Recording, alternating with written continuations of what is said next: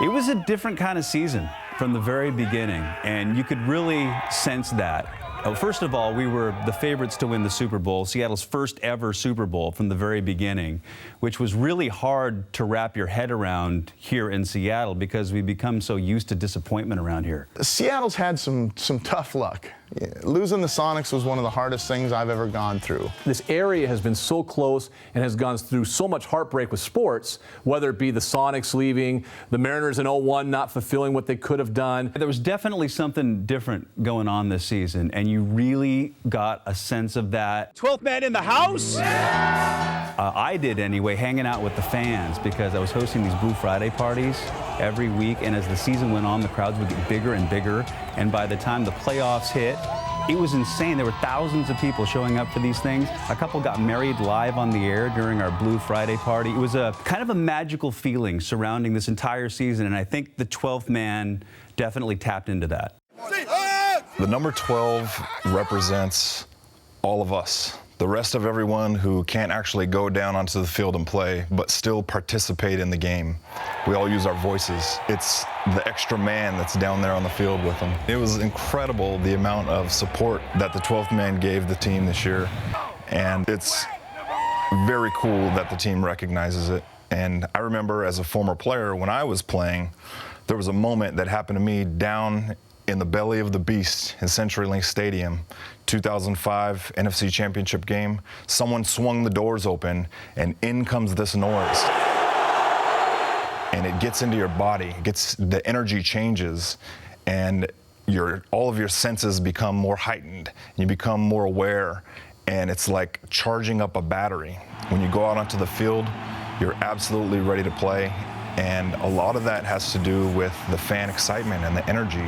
So it's very cool that the team recognized it, the players recognized it, and it became such an important part of the season and culture. What was incredible is it went beyond the games. It went into the streets. It went into businesses. It went into social media. It went everywhere. Everywhere you looked, there was a 12. When the Seahawks hosted the NFC Championship game, the 49ers came in here, and they were the hottest team in football, but the Seahawks had the 12th man. They had the greatest home field advantage in football at CenturyLink Field, and what a game that was. The energy in that place was really hard to describe.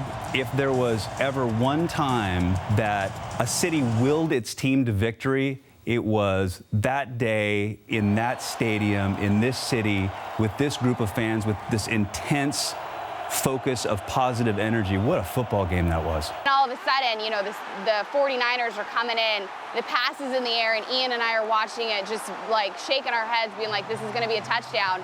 And Richard Sherman comes up with the tip. Malcolm Smith intercepts it, and Ian and I, we look at each other and are so excited and so thrilled. We didn't know what to do. So I just literally scream, jump in the air. He grabs me, we embrace. The game ended, and I just remember being on the field with the players and the confetti and the noise and the lights. Richard, let me ask you the final play. Take me through it.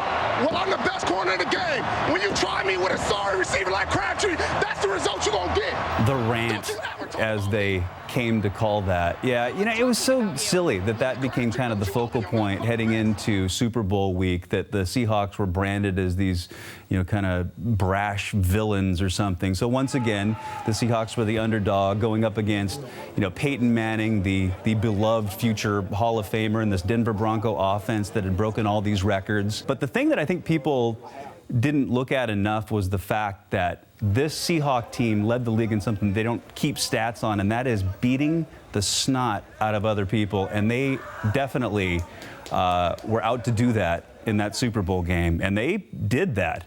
They were looking to physically hurt the Broncos, and you definitely got that sense going in from Marshawn Lynch. You could see he was just getting incredibly annoyed by all the focus that was being placed on him by not talking to the media, supposedly.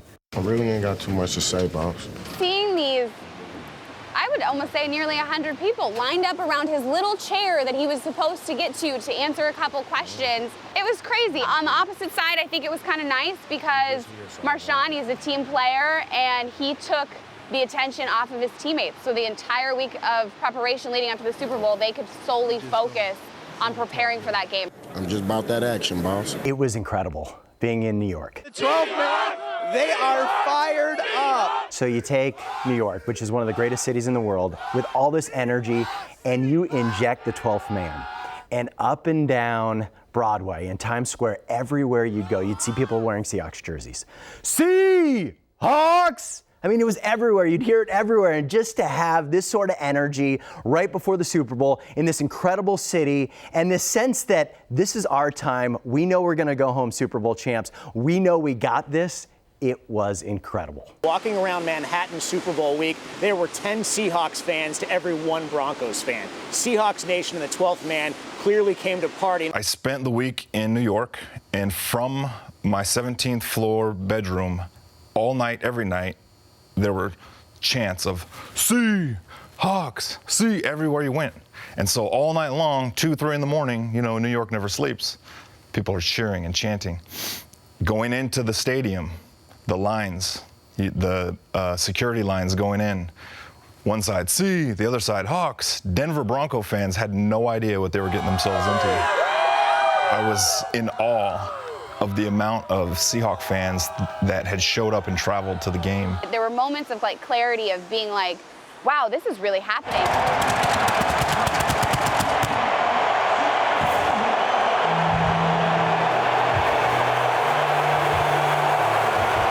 When they came out of the tunnel at the very beginning of the game and the fireworks went off and they played Macklemore and the Seagulls were there, I actually teared up because I was so just blown away by the whole thing and the fact that they were there and just the amount of pride that I felt, not only for them, but for our entire city. And it was really indescribable.